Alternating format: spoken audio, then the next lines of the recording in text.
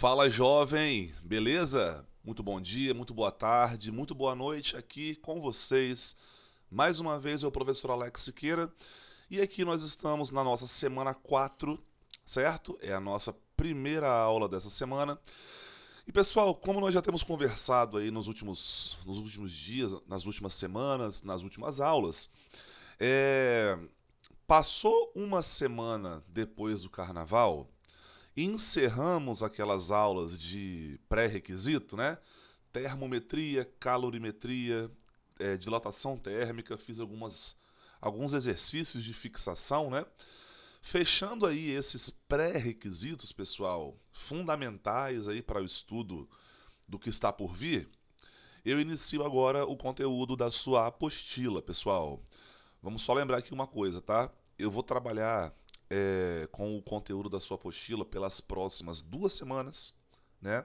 Semanas 4 e 5 serão voltadas para a utilização, né, da apostila, como exercícios, o próprio conteúdo.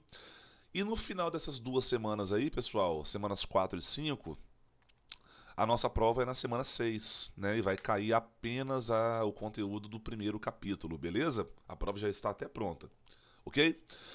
Muito bem, jovens. Bom, vocês que estão estudando comigo aqui esse ano sabem que esse ano nós começamos a nossa matéria na parte de calor, né? Do estudo do calor, da temperatura, das fontes térmicas, em geral, né? A termologia, tá certo?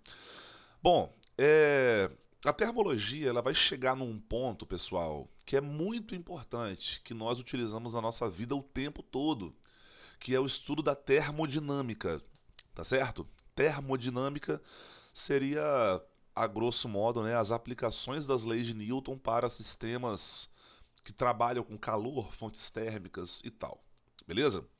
Trabalham com a energia, né, do calor ali. E a termodinâmica, pessoal, é o último ponto aí da nossa matéria, que, repito, é uma parte da matéria muito importante. Até porque, por exemplo, transformar energia térmica em movimento é uma coisa muito interessante para a gente, né? Nós nos deslocamos de automóveis, nós viajamos de avião e tal, assim, né? Nós importamos coisas lá de fora, né? Que vem por navio, enfim. Termodinâmica é, é um assunto muito importante, né? Mudou aí a nossa vida a partir da Revolução Industrial, né? A tecnologia pós-utilização da termodinâmica foi cada vez mais evoluindo cada vez mais, né? Isso inclusive permitiu com que outras áreas do conhecimento fossem desenvolvidas, né? E assim por diante. Galera, a nossa primeira aula dessa semana 4, gente, é uma aula sobre estudo dos gases, tá certo? Vamos estudar gases então aqui, pessoal. Só que para a gente estudar gases, pessoal, nós precisamos ter uma noção também sobre como acontece as outras transformações, tá certo? Como é que uma substância ela consegue transitar entre as fases para chegar até a fase gasosa. E nessa aula de hoje também, pessoal, eu quero diferenciar contigo o que é gás e o que é vapor. Por exemplo, você está acostumado a quando a água atingir 100 graus Celsius, você percebe ali a existência de vapor d'água, certo? Mas e aí? E o gás de água? Como é que funciona? Como é que é isso aí? Será que existe? Né?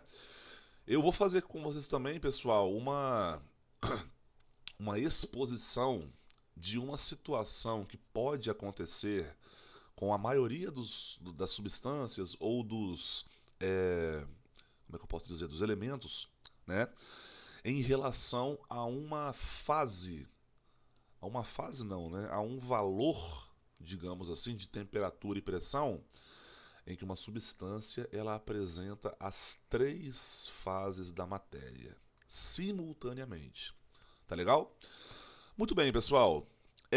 Nós vamos começar aqui a nossa aula de hoje falando sobre o diagrama de fase, tá certo? Diagrama de fase, meus amores, é um gráfico, como você pode ver aqui, certo? Esse gráfico, ele relaciona a pressão com a temperatura. Só atenção aqui, pessoal, para você não se confundir aí com alguns detalhes, tá? Primeiramente, olha só, a temperatura, né, representa aqui, né, o eixo X. A temperatura, pessoal, ela aqui, ó, está sendo... Aí eu sempre tenho esse problema, né? A temperatura aqui, pessoal, ela está sendo representada, né, pela letra θ, certo? Calculada... Ah, meu Deus do céu. Qual que é o problema disso, cara? Então, de novo, vamos lá. Olha só. A temperatura ela está em graus Celsius aqui, tá certo? Só que a temperatura aqui, pessoal, ela é representada pela letra grega θ. E nas nossas aulas aí nós falamos da letra T, T maiúscula, tá certo? Pressão, pessoal. A pressão é calculada em ATM, certo? Bom, antes de seguir aqui, galera, eu só quero falar com vocês uma coisinha a respeito da pressão, né? Vamos entender aqui um pouquinho sobre a tal da pressão. Beleza? Meus amores, olha só, pressão é uma grandeza física, por exemplo, representada pela letra P, né? E aí, a pressão, oh meu Deus, a pressão, ela nada mais, nada menos é definida como a força que você exerce em uma certa área, tá certo? Isso aqui que é pressão, força exercida em certa área, tá certo? No entanto, pessoal, a pressão ela apresenta uma unidade de medida. Me ajuda aqui, segundo ano. Olha só. Se a pressão é definida como força sobre área, pessoal, qual que é a unidade de força, galera? A unidade que você conhece de força é o Newton. Qual que é a unidade que você conhece de área? É o... Opa, área é A, né? É o metro ao quadrado, tá certo? E assim, pessoal, Newton por metro quadrado é uma unidade de pressão, tá certo? Só que também, galera, a pressão em Newton por metro quadrado, ela será igual a um PA. PA significa Pascal. Por exemplo, se aí na sua casa você tem algum material, né, que ele é armazenado sob pressão, sei lá, um desodorante aerosol, né? Aí no corredor do seu prédio, de repente, deve ter um extintor de incêndio, sabe? Se você ler alguma informação na capa, né, no corpo lá desses materiais aí, é provável que tenha aí alguma informação em Pascal. Pois é, pessoal, Pascal. Pascal é igual a isso aqui. Beleza, professor, você está falando de pressão. Me lembro que você começou a falar de pressão por conta desse gráfico aqui, não é? Então, mas por que você está falando de Newton por metro quadrado e Pascal, sendo que aqui tem ATM? O que é ATM, professor? Molecada, olha só. É... Por exemplo, eu tenho aqui que o Newton por metro quadrado é igual ao Pascal, certo? Só que, se eu pego aqui o Pascal, eu vou falar que esse Pascal aqui, ele tem uma relação com o ATM. Ele possui uma relação com o ATM, só que o ATM não é igual ao Pascal, tá certo? Inclusive, a relação ATM-Pascal, pessoal, é assim, ó. 1 ATM é igual a 10 elevado à quinta Pascal ou 10 elevado à quinta newtons por metro quadrado, né? Então, por exemplo, ó, aqui nós temos um valor de 5 ATMs. Esses 5 ATMs aqui, ele seria a mesma coisa que 5 vezes 10 elevado à quinta Pascal, tá certo? Então assim, galera, só um segundo. Então assim, jovem, Não, eu tô na frente aqui agora que eu fui ver. Olha lá, 1 ATM igual a 10 à quinta Pascal, como tá aqui em cima da minha cabeça. E ó, já melhorou um pouquinho aqui. Beleza. Muito bem, jovem. Então aqui nós temos o diagrama de fases, tá certo? O diagrama de fases é um gráfico da pressão, né? Agora você já sabe o que é o ATM. Ah, lembrando, cara, até esqueci de te falar. ATM significa atmosfera. Pois é. Pensa comigo, pessoal. É, Você vive na Terra ao nível do mar, beleza? A Terra, pessoal, ela é composta de uma esfera que a protege, né? Que é a atmosfera, beleza? E a atmosfera ela possui algumas camadas, bem como gases, né? Gases atmosféricos.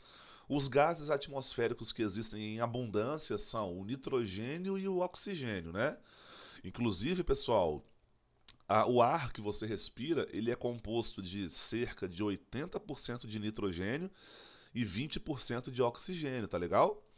Então, assim, imagina que acima da minha cabeça, né? Por exemplo, eu estou aqui no meio das nuvens, né? Em cima da minha cabeça, aqui em todas as regiões, existe ar, certo? E o ar ele possui massa?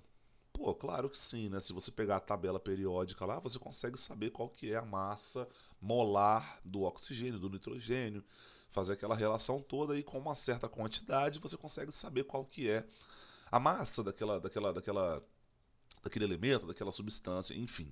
Beleza? Então, por exemplo, galera, os gases da atmosfera que estão sob a minha cabeça, pessoal, eles são gases atmosféricos que fazem uma pressão sobre mim. Na moral, quando você nasceu, você já foi submetido a essa pressão, tá? E não é uma pressão baixa, não, tá, jovem? A pressão atmosférica é igual a esse valor que eu falei aqui, ó. A cada metro quadrado, nós temos aqui, ó, como um ATM é igual a 10 a quinta newtons por metro quadrado ou Pascal, né? A cada metro quadrado no chão, pega um giz aí, pega um pincel aí, marca um metro quadrado aí, né? Faz isso não, tô brincando, mas suponha, né, que você faça um quadrado de 1 metro quadrado, beleza? Naquele quadrado de 1 metro quadrado, uma força de 10 a quinta newtons. O que é 10 a quinta newtons? 10 a quinta newtons são 10 mil newtons, rapaz. 10 a quinta? Não, 10 a quinta não, são 100 mil newtons, né? 100 mil newtons é como se fosse o peso de uma coisa de 10 toneladas na sua cabeça. Mas a gente suporta isso, beleza? E ao nível do mar, a pressão ela é classificada como 1 atm. A pessoa que conseguiu fazer essa relação aí, né, do ATM com Pascal ou com o Newton por metro quadrado foi um cara chamado Evangelista Torricelli. Professor, o mesmo Torricelli lá da equação de Torricelli? É, pô, mesmo Torricelli da equação de Torricelli. Beleza? Bom, pessoal, basicamente aqui nós temos o seguinte, então, né? Nós temos o diagrama de fases. Agora que você sabe legal sobre a pressão, pressão é em função da temperatura, beleza? Galera, nós estamos acostumados a pensarmos na temperatura e nas transformações de fase, por exemplo, sólido para líquido, líquido para gasoso e tudo mais, pensando numa constância da pressão, né? Pensando que a pressão é constante. Por exemplo, eu vivo aqui em Vila Velha, mais ou menos ao nível do mar, né? Para quem não sabe, em média, a cidade de Vila Velha ela fica abaixo do nível do mar, é quase uma Holanda da vida, né? Países Baixos, né? Só que vamos imaginar que é o nível do mar mesmo, para não ter problema, né? Nós estamos acostumados a trabalharmos com a variação da temperatura mantendo a pressão constante, certo?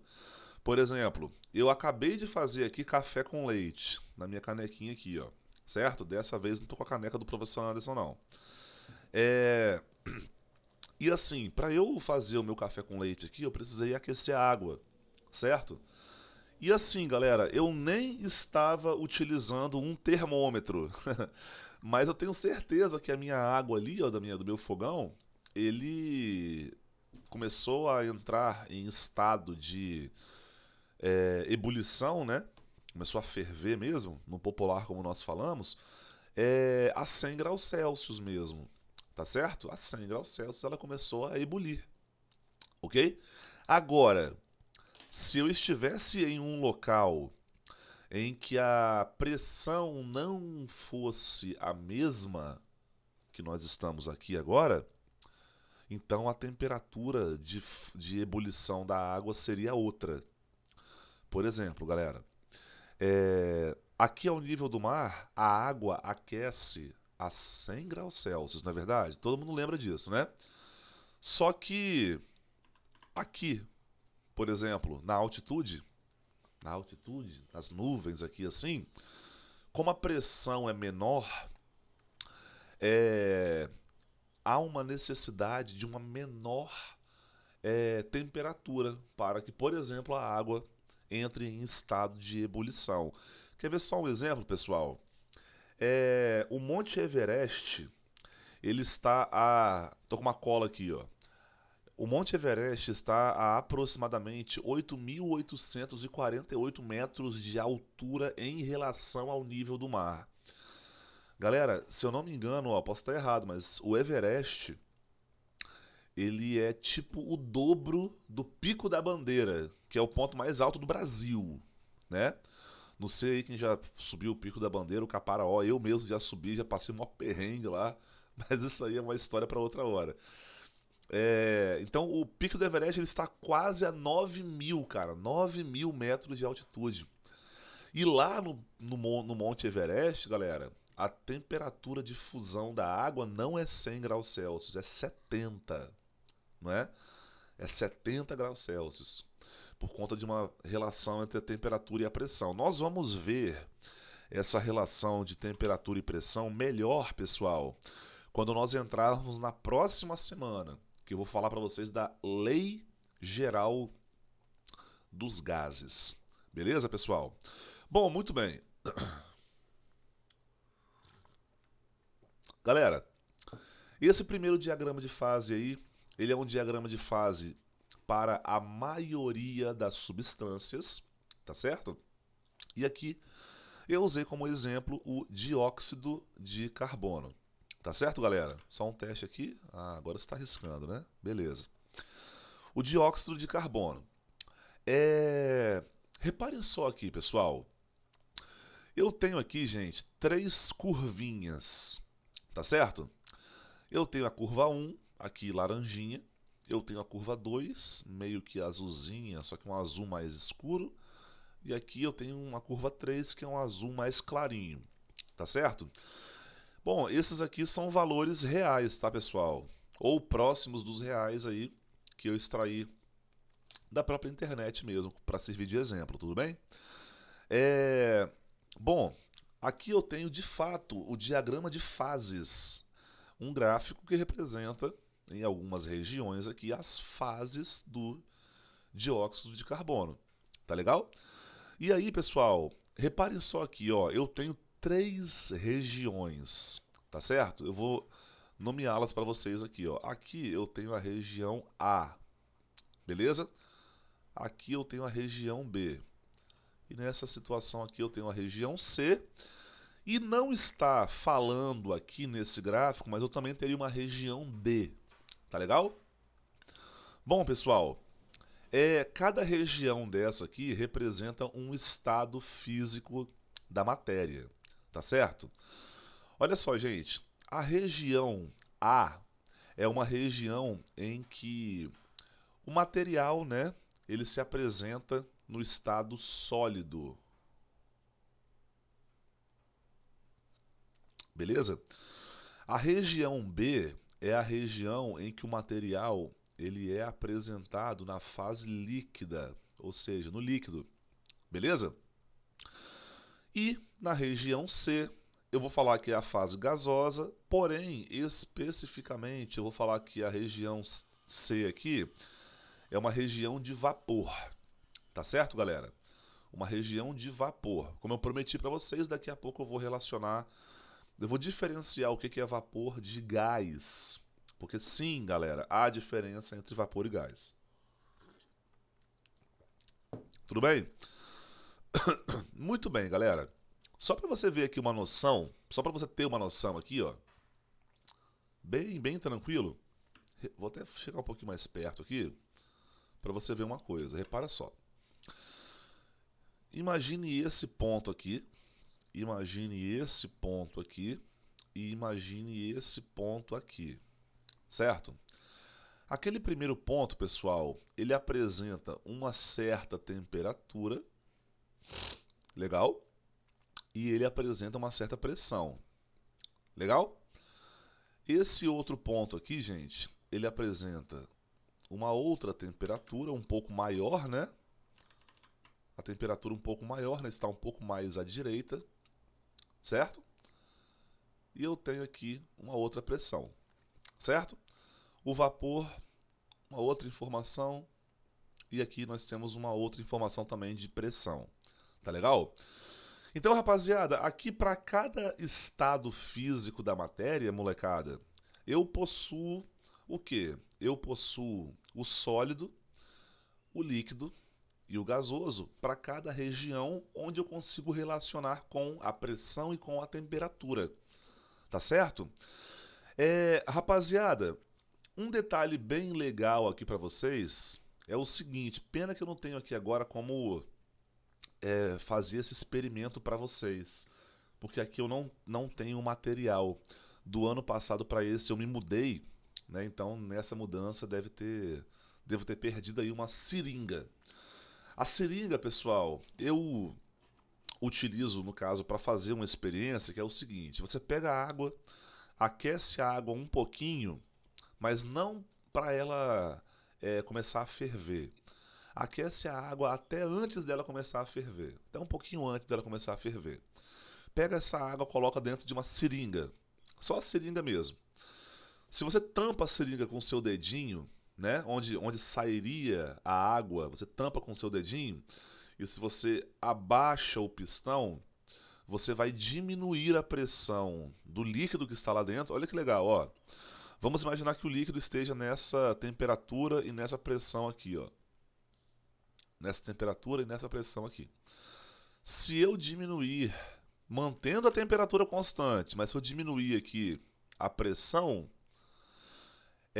esse líquido ele vai simplesmente transitar do líquido para o vapor. Ela começa a querer evaporar. Bolhas de vaporização são criadas no interior dessa seringa, né? Então olha que maneiro, pessoal. O estado do vapor é um estado que você pode atingir quando você relaciona com a pressão, né? Quando você varia a pressão, mantendo a temperatura constante, você pode encontrar vapor. Tá certo, galera? Mas aí, galera, nós temos aqui o seguinte, olha só. E esse gráfico aí, ele serve para a maioria das substâncias, né? Que no caso aqui eu utilizei o dióxido de carbono. Beleza? Vamos lá. Bom, a curva 1, a curva 2 e a curva 3 possuem nomes, né? Vamos ver aqui, galera. Você já viu isso comigo nas aulas dessa última semana, lembra disso? Olha só. Vamos pegar aqui a curva 1. A curva 1, pessoal, é a curva que ela sai do sólido para o líquido ou do líquido para o sólido. Tá legal? Então a curva 1, do sólido para o líquido, no caso nós temos a fusão, né? Ou se você voltar de lá para cá, né? Do líquido para o sólido seria quem? Seria a solidificação. Tá legal? A curva 2 é essa aqui, ó. A curva 2 transita do líquido para o vapor ou do vapor para o líquido. Tá certo, pessoal? Pô, eu escrevi aqui, não queria tirar esse negócio aqui. Mas enfim, a curva 2 ela é do líquido para o vapor. Do líquido para o vapor, pessoal, seria o quê? Eu poderia pensar aqui na ebulição, né? Ebulição. Do líquido para o vapor nós temos três nomes, tá, pessoal? Quais são os três nomes? Evaporação, ebulição e calefação. Vamos pensar aqui, ó. A ebulição é um processo forçado, não natural, tá certo? Um processo forçado, não natural, por exemplo, né? Vou aproveitar, vou dar o exemplo, vou tomar meu café aqui, ó. Estou gravando essa aula às 8 horas da manhã, por isso que estou tomando um café com leite, né? Para acordar tranquilão, né? Por exemplo, fiz o meu café aqui, pessoal, e eu tive que aquecer a água. Pô, cara, eu tirei a água da torneira, né? No caso do filtro, né? E para aquecer a água, eu precisei submetê-la a um recebimento de calor pela chama do meu fogão, né?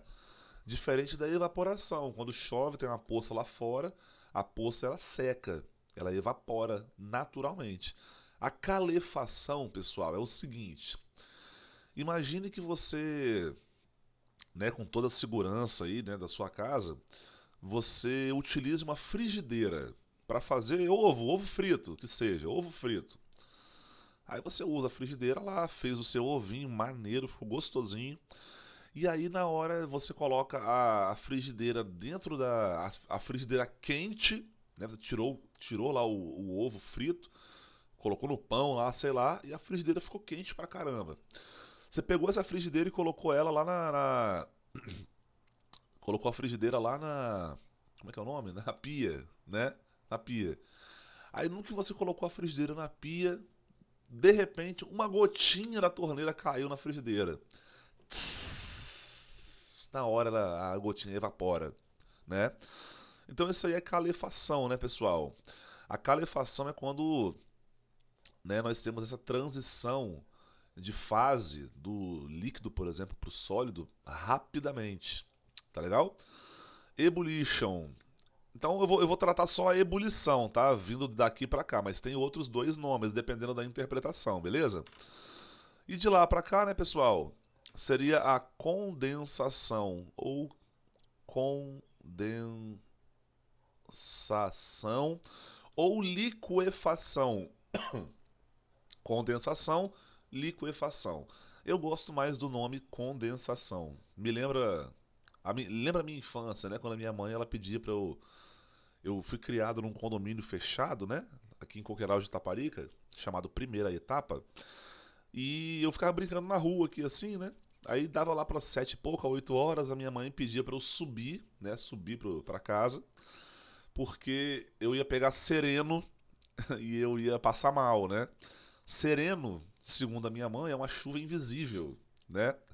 Ou a condensação das moléculas de água presentes no ar que passam por esse processo de condensação quando encontram uma superfície que favorece essa transição de fase. Tipo a gota de orvalho, né? A gota de orvalho é quando, né, a molécula da água presente no ar bate numa plantinha, uma planta qualquer, sei lá, e aí nessa superfície da planta ela consegue mudar de fase. Aí fica ela molhadinha, sem que mesmo tenha chovido, né? A mesma coisa acontece no carro, no vidro, enfim. Pessoal, a curva 3 aqui, ó, do sólido para o vapor ou do vapor para o sólido, nós chamamos de sublimação. O nome é sublimação, tá, pessoal? Mas o retorno do vapor para o sólido, tem muita gente que chama de ressublimação. Eu fui acostumado com sublimação lá e cá, né? Mas enfim, ressublimação. Beleza? E meus amores, olha só, eu não quero causar nenhum desconforto em ninguém, até porque, pessoal, isso aí é uma coisa que é um pouco, sei lá, às vezes é um pouco estranho da gente imaginar, legal? Mas repara no ponto T que tem aí nesse gráfico, pessoal. Tá vendo que tem um T aí no gráfico? Tá aqui, ó, o T. O que é o ponto T? Bom, o ponto T é um ponto onde eu tenho o encontro das três curvas, né? A curva de fusão, a curva de ebulição e a curva de sublimação. Os três estados se encontram nesse ponto T. Professor, peraí, então isso significa que no ponto T, por exemplo, o dióxido de carbono, ele apresenta as três fases da matéria simultaneamente? Por mais estranho que isso possa parecer, sim, é isso que acontece mesmo. Tá legal? Deixa eu sair daqui da frente um pouquinho. Também não quero dar spoiler para vocês o que vai acontecer na aula nas próximas. Aí, tá bom. Aí, beleza. O ponto T, lá do nosso gráfico, daqui a pouco eu mostro o gráfico de novo, pessoal. Ele se chama ponto tríplice. O ponto tríplice, pessoal, é o ponto em que as três fases aparecem: sólido, líquido e gasoso. Tá certo, galera? Então, assim, sim, galera, existe um ponto, né? Existe um ponto. Olha lá, o gráfico ali, ó. Existe um ponto, pessoal, em que as três fases da matéria coexistem simultaneamente, jovem. Simultaneamente. E para que isso aconteça, galera, é necessária duas situações. Bom, tem que haver uma temperatura crítica e também uma pressão crítica. Aliás, crítica não, perdão, eu errei. Temperatura de ponto tríplice e pressão de ponto tríplice. Professor, todas as substâncias, todos os materiais possuem esse ponto tríplice aí? Não, nem todos. O hélio, por exemplo, não. O gás hélio ele não apresenta um ponto tríplice. Por quê? Porque o ponto tríplice do hélio estaria no segundo quadrante aqui desse gráfico. Estaria do lado de cá, por exemplo. Aqui assim, ó. E do lado de cá, pessoal, seria uma informação em que a temperatura ela poderia atingir um valor negativo em Kelvin. E isso não existe, né? Não existe valor negativo em Kelvin, só positivo mesmo. Tá certo, pessoal? Gente, para terminarmos nossa aula aqui de hoje, então, falando de diagramas de fase, então assim, existe uma temperatura chamada temperatura de ponto tríplice em que, por exemplo, aqui, ó, quais são os valores de temperatura e pressão do dióxido de carbono para que ele atinja o ponto tríplice, né? Você pode perceber aqui que é uma situação bem incomum, tá, pessoal? Só que, olha só, aqui eu tenho a temperatura de ponto tríplice menos 56,6 graus Celsius e a pressão são 5 atms. Então, nessa condição, eu terei as três fases da matéria aqui. Pessoal, aquele gráfico ali de cima, esse gráfico aqui, ó, com a curva de fusão tendendo para o lado direito, assim, né? Pro lado direito, seria para cá, né? Para você que está vendo o vídeo. Para o lado direito, isso aqui acontece para a maioria das substâncias. Galera, para um certo grupo de substâncias, como por exemplo a água, o bismuto, o antimônio, né? A curva de fusão ela é voltada para o lado esquerdo. Bom, repara só que a água aqui, gente, ela também apresenta o ponto tríplice, certo? O ponto tríplice da água, olha só, a temperatura de ponto tríplice é próximo de zero, né? Só que tem um problema. Por que, que nós não conseguimos enxergar o ponto tríplice da água no nosso cotidiano? Porque nós não estamos numa realidade em que a pressão é tão baixa como essa aqui, ó. Galera, olha só. Que negócio é esse? Lá em cima estava ATM, aqui está MMHG. MMHG, pessoal, significa milímetros de mercúrio, tá certo? Milímetros de mercúrio. E o milímetro de mercúrio, pessoal, ele é, digamos assim, imagine só, existe um aparelho que serve para medir pressão, que é o barômetro. O barômetro ele pode ser feito com mercúrio. Se a pressão aumentou, o nível da coluna de mercúrio aumenta. Se a pressão diminuiu, o nível na coluna de mercúrio diminui também. Tá certo? E nesse contexto aí, pessoal, então, o nível, né, em milímetros de mercúrio indica a pressão. E quando por exemplo, 760 milímetros de mercúrio, deixa eu escrever aqui do ladinho, ó, só para você ter essa noção. 760 milímetros de mercúrio é a mesma coisa que 1 atm, que é a mesma coisa que o quê? 10 a quinta pascal, que é a mesma coisa que 10 a quinta newtons por metro quadrado, né? Tudo isso aí. Então assim, ó, a pressão do ponto tríplice da água é uma pressão muito baixa, quase chegando perto do zero aqui, inclusive. Legal? Professor, e por que, que a curva de fusão da água está para o lado esquerdo e não para o lado direito, como a maioria das substâncias? Aqui eu coloquei a maioria das substâncias, mas aqui não, né? Diagrama de fase, sei lá, de algumas substâncias, né? Tá aí, beleza, então. Por que, pessoal? A água, por exemplo, ela, no seu processo de fusão ou solidificação, ela apresenta, pessoal, uma, digamos assim, uma forma de lidar com isso de maneira anômala, beirando o anormal, né? Quando a temperatura da água é próxima de zero, entre 0 e 4 graus Celsius, né? A água, ao invés de, por exemplo, se ela aquece de 0 para 4, ao invés dela expandir, ela é comprimida, né? E ao invés dela comprimir, ela é expandida se você diminui a temperatura de 4 para 0. Então ela tem um comportamento diferente. Então é só você lembrar aqui, ó, se for o caso, de que a maioria das substâncias tem essa curva para lá e a água, por exemplo, a água, tá?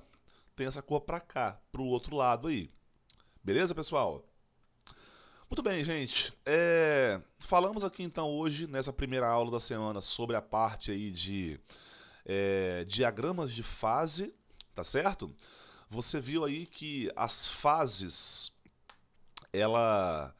as fases são diferenciadas aí muitas vezes por uma relação entre a pressão e também a temperatura, tá certo?